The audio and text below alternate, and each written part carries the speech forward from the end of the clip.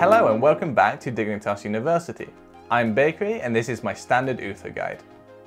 First we're going to go over our default talents and build, and then we'll look more at gameplay and playstyle. At level 1 we're going to be taking Wave of Light. This is a really strong talent because it really buffs up the parts of Uther's kit that are weakest. And that is his sustain healing with both the mana return and the cooldown reduction. The quest completion reward is strong, although not as strong as some previous patches, but definitely significant, especially when paired with Guardian of Ancient Kings at level 7. At level 4 we're going to be looking for either Holy Fire or Pursuit of Justice. My personal preference is Holy Fire because I think it gives me that extra small part of damage but a lot of wave clear and also camp clear. However, if you feel like you need some more mobility in the team fights or indeed in skirmishes, then Pursuit of Justice is also a solid talent. At level 7 we're going to look to take Guardian of Ancient Kings. This is a really fantastic talent that can get insane value, but sometimes you just can't proc it, and in those situations we're going to look for Hand of Protection instead. Hand of Protection is basically cleanse, although sometimes slightly better. At level 10 we can take either Divine Shield or Divine Storm. I think that Divine Shield is better most of the time because it really enables that hardcore backline dive and can save your allies from an enemy dive or an enemy amount of burst damage. Divine Storm is definitely a solid talent though and can get a whole lot of value when the enemy has squishy frontliners or no cleanse. At level 13 we can either take Blessed Champion or Well Met. Blessed Champion is a really underrated talent that gets a huge amount of value when your whole team can hit objectives and you can really heal everyone up. If you don't like that talent or you don't feel you can get value in that game, Well Met is definitely a solid option. At level 16 we want to take Benediction. Benediction is the most flexible talent in the whole game and really enables Uther to specialize into one area that's maybe lacking or you can benefit from getting a whole lot more out of. If your team's taking a whole lot of burst damage in a team fight, then you can use Benediction on your heal, your Q. If your team's taking a lot of poke damage, then you can use it to sustain on your W sometimes. But my favorite use case is to use Benediction on the stun and get a really nice double stun combo that can set up your team to either get a kill or poke someone out of the fight. At level 20, we'll almost always look for Redemption. Redemption is a really strong talent that enables you, as soon as you know that the team fight has started, to run straight into the middle and try to die.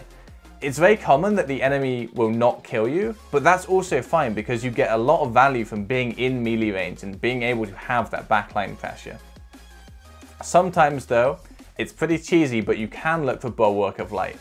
Bulwark of Light with its whole 5 seconds can give that extra bit of space to that hyper carry, or it can be used to cap tributes or objectives, which can sometimes secure you the win, especially on maps like Cursed Hollow or Towers of Doom.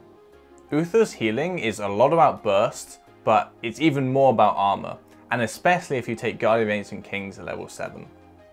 You need to always have a heal up to make sure you can proc that armor and try and save someone. I try to use my W exclusively for sustain healing and always make sure I have my Q in case someone gets engaged on or someone sees an opportunity and can go in. You should only ever use both heals if there's absolutely no way that anyone on your team can either go in or the enemy can engage on them. Uther really excels at enabling dive and the whole burst healing aspect, but he really struggles at healing whole team poke damage from heroes like Lunara.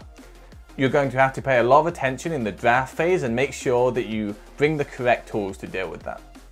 Uther is a solid frontline supporter with his tankiness, his own heals and also armor applying to himself, and as well as his stun. You really need to be standing up aggressively and trying to make space for your team.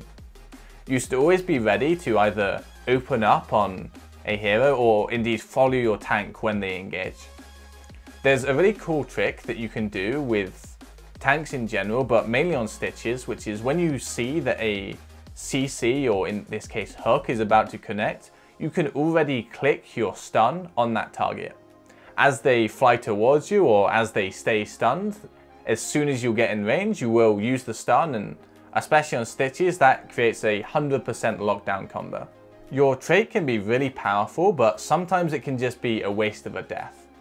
You always need to make sure that the enemy team is forced to commit when you try to get value from your trait, because if they aren't, they can just run away and you get no value at all. On each map that you play, look for the specific scenario where the enemy team has to commit. This might be a tribute on Cursed Hollow or the altar phase of Towers of Doom. You want to use Divine Shield in two situations: to enable someone to fight harder or to save them from dying at an important time. This is what makes Uther so great with hard dive heroes like Illidan, Greyman, and even Butcher, and it really enables them to just go hard and know that you have their back.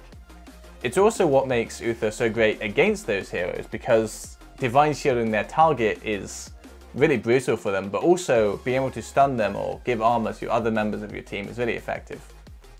Try to coordinate with both your carries in both situations and let them know that you're definitely looking to defend them.